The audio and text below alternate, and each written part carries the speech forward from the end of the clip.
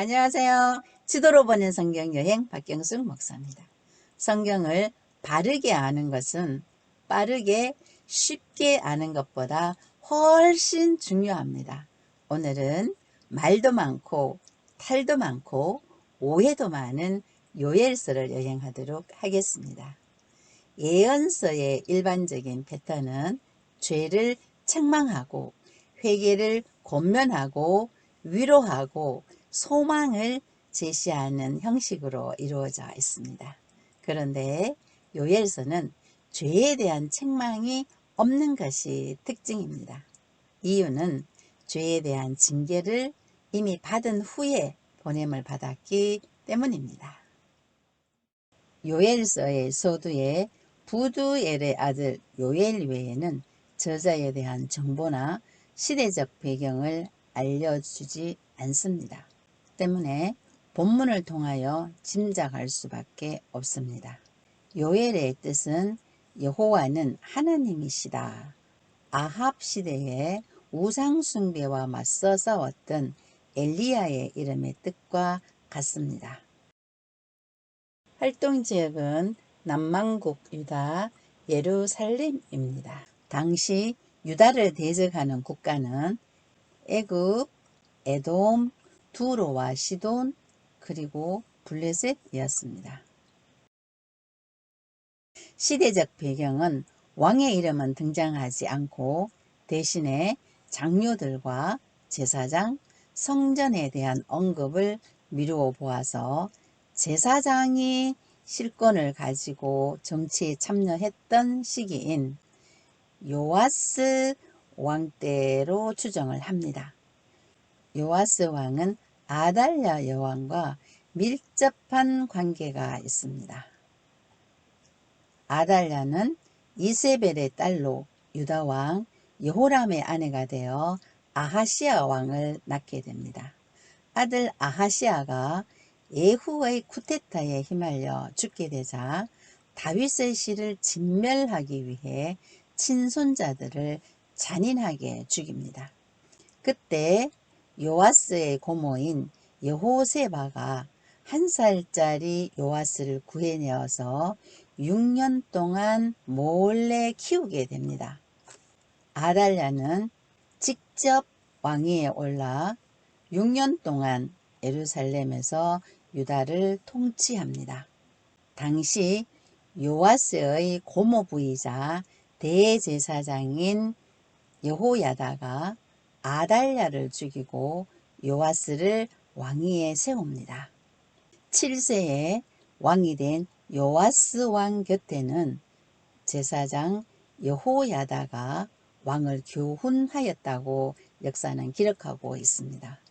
이와 같은 역사적 배경에서 요아스가 어린 왕으로 재위하는 기간 동안 제사장들과 장로들이 정치의 실권을 잡고 있을 때에 요엘이 활동한 것으로 해석합니다. 이러한 배경에 의해서 요엘서의 위치를 요나, 아모스, 호세아 다음으로 배치를 했습니다.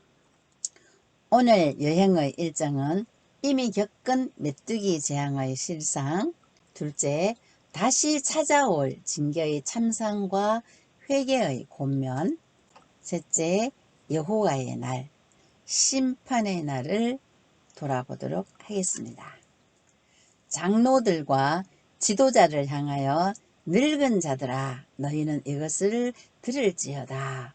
땅의 모든 주민아 너희는 귀를 기울일지어다 하면서 이미 겪은 메뚜기 재앙의 실상을 밝힙니다.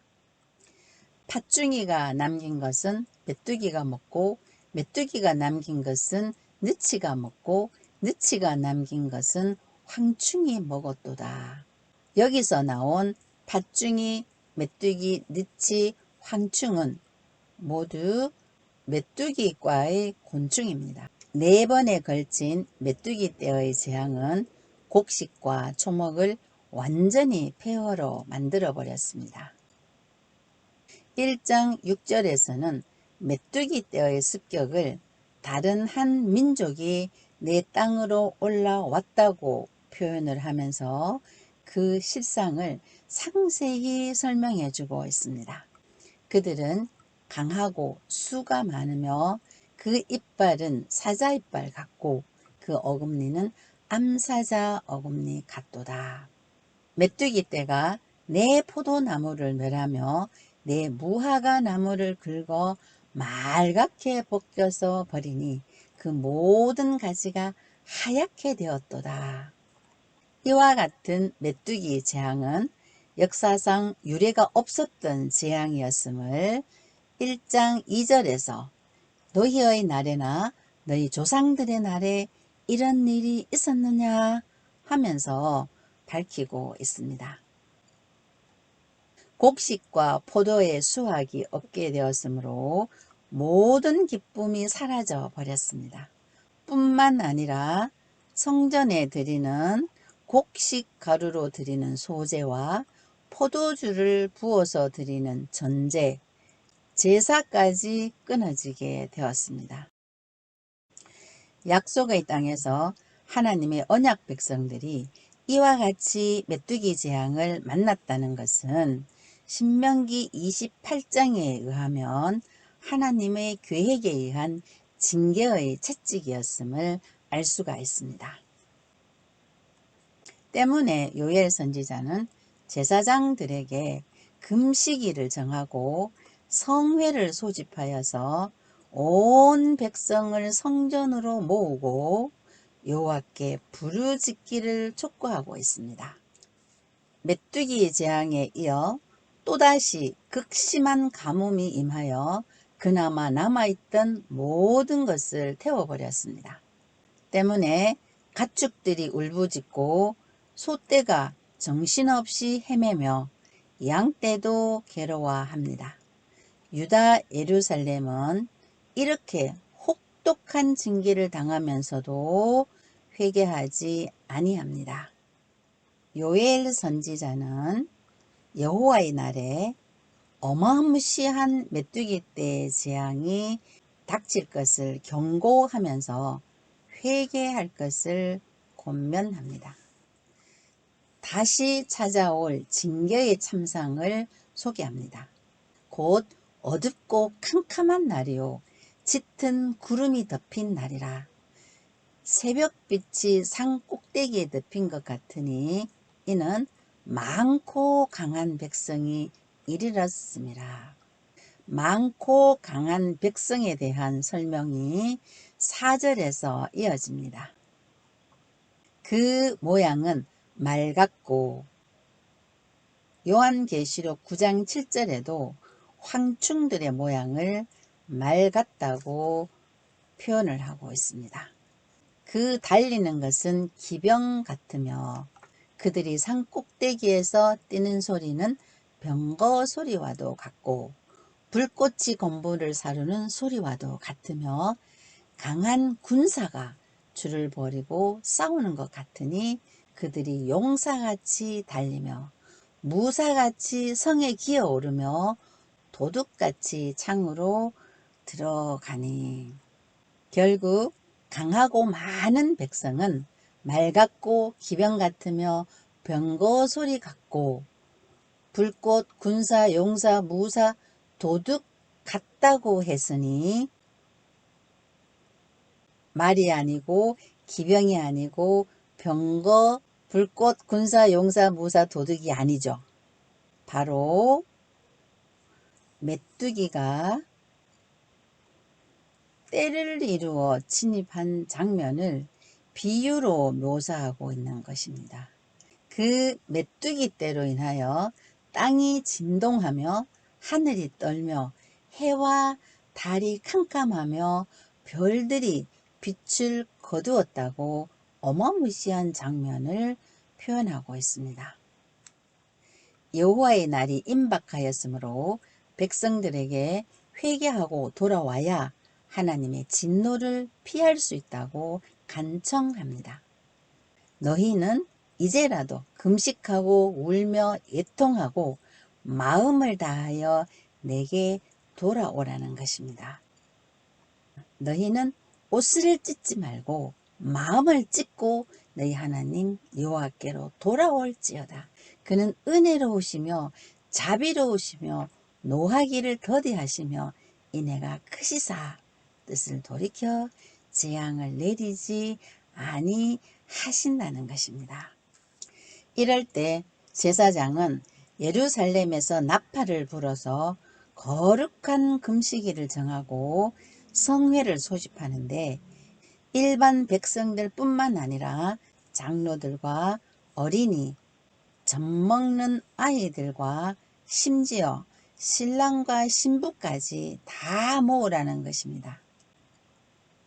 제사장들은 낭실과 제단 사이에서 울면서 여호와여 주의 백성을 불쌍히 여기소서 주의 기업을 욕되게 하여 나라들로 그들을 관할하지 못하게 하옵소서. 어찌하여 이방인으로 그들의 하나님이 어디 있느냐 말하게 하겠나이까 라고 내용까지 알려주면서 기도하라는 것입니다. 하나님의 백성들이 회개하고 돌이킬 때 주실 축복입니다. 긍휼히 여기시고 기도에 응답하십니다. 첫째, 북쪽 군대인 메뚜기 떼를 쫓아내 주십니다. 그 앞부대는 동해로, 예루살렘에서 동해는 사해죠. 사해로 들어가게 하고 그 뒷부대는 서해로, 예루살렘에서 서해는 지중해죠. 지중해로 쫓아내 주시겠다는 것입니다.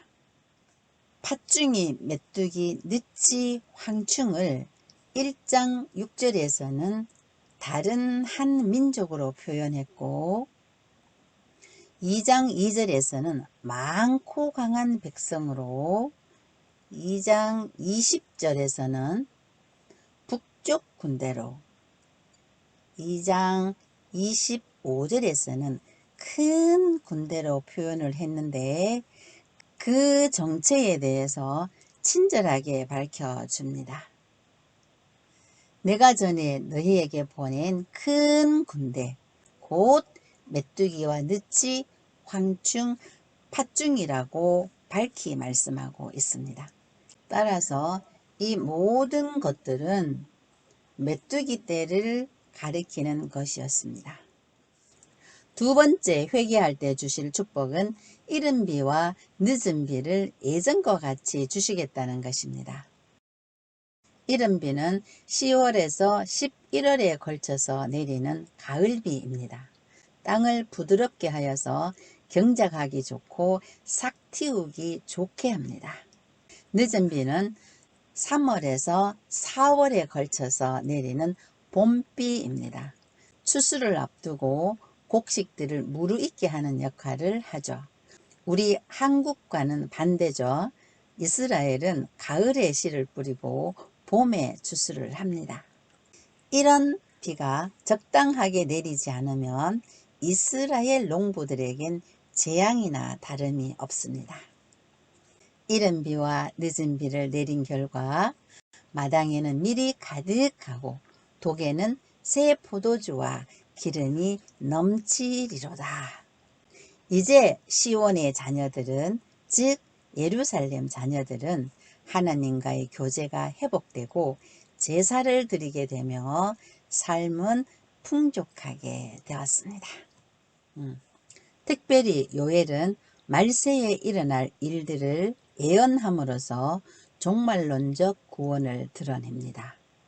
지금까지는 하나님의 영이 선지자들에게만 국한되어 임하였고 선지자들을 통해 하나님의 백성들과 교통하셨습니다. 그러나 요엘은 하나님의 영이 만민에게 부어지고 모든 백성이 성령의 전, 즉 하나님의 집이 되어 직접 교통하게 되리라고 예언하고 있습니다. 그 후에 내가 내 영을 만민에게 부어주리니 너희 자녀들이 장래일을 말할 것이고 늙은이는 꿈을 꾸며 젊은이는 이상을 볼 것이며 그때에 내가 또 내 영을 남종과 여종에게 부어줄 것이라고 예언하고 있습니다. 이는 2000년 전 그리스도께서 부활 승천하신 40일 후 오순절에 성령 하나님이 이 땅에 오심으로 성취되었습니다. 이는 성자 예수님의 시대에서 성령 하나님의 시대가 시작된 것입니다. 세계 각국에 흩어져 살던 유대인들이 오순절을 지키려 예루살렘으로 올라와 있을 때에 성령 강림이 이루어졌던 것입니다. 이들은 예수는 그리스도라는 복음과 함께 각자 살던 곳으로 갔습니다. 성령 강림과 함께 사도들에 의해 교회 시대가 시작되었고 오늘날 여러분과 저에게까지 이르렀습니다. 할렐루야. 또한 선지자 요엘은 종말에 있을 예수님의 재림 직전의 사건들을 예언하고 있습니다. 내가 이적을 하늘과 땅에 베풀리니 곧 피와 불과 연기 기둥이라. 여호와의 크고 두려운 날, 즉 최후 심판의 날이 이르기 전에 해가 어두워지고 달이 핏빛같이 변하려니와 누구든지 여호와의 이름을 부르는 자는 구원을 얻으리라는 것입니다. 여호와의 날은 메시아가 유다와 예루살렘을 회복하실 종말적 심판의 날입니다. 이날은 하나님께서 만국인을 여호사밧 골짜기로 불러 모아 심판하시는 날입니다. 여호사밧 골짜기는 기드론 골짜기의 옛 이름으로 판결의 골짜기, 심판의 골짜기라고도 불러집니다. 너희는 모든 민족에게, 즉 이방 민족들에게 이렇게 선포할지어다. 너희는 전쟁을 준비하고 올라오게 할지어다. 너희는 보습을 쳐서 칼을 만들지어다. 낫을 쳐서 창을 만들지어다. 보습은 쟁기 바닥에 깔려있는 쇠조각입니다. 농사일에 쓰이는 연장을 전쟁 도구로 만들라는 것은 전쟁을 준비하라는 의미입니다. 이렇게 전쟁을 준비한 열국들을 여호사밧 골짜기에 모으는 것은 주께서 모든 나라를 심판하시기 위한 것입니다. 최후 심판을 위한 하나님의 출현은 이방인들에게는 심판의 날이요 저주의 날이지만 하나님의 백성에게는 구원의 날이요 축복의 날이 될 것입니다. 요엘에서 전체의 내용을 요약하자면 메뚜기 재앙으로 시작되어 여호와의 날로 마무리되는데 그 중간에는 회개하고 돌이키라는 것입니다. 이렇게 하여 요엘서의 첫째 내용은 이미 겪은 메뚜기 재앙의 실상, 둘째 다시 찾아올 징계에 대한 참상과 회개의 권면, 셋째 여호와의 날을 살펴보았습니다. 핵심 정리를 하자면 여호와의 심판의 날이 이르기 전에 회개하고 돌이키라는 것이었습니다. 다음 시간에는 역사서로 돌아가서 열왕기하 15장에서 17장의 내용을 준비하여 다시 찾아뵙겠습니다. 함께 하신 여러분 대단히 감사합니다.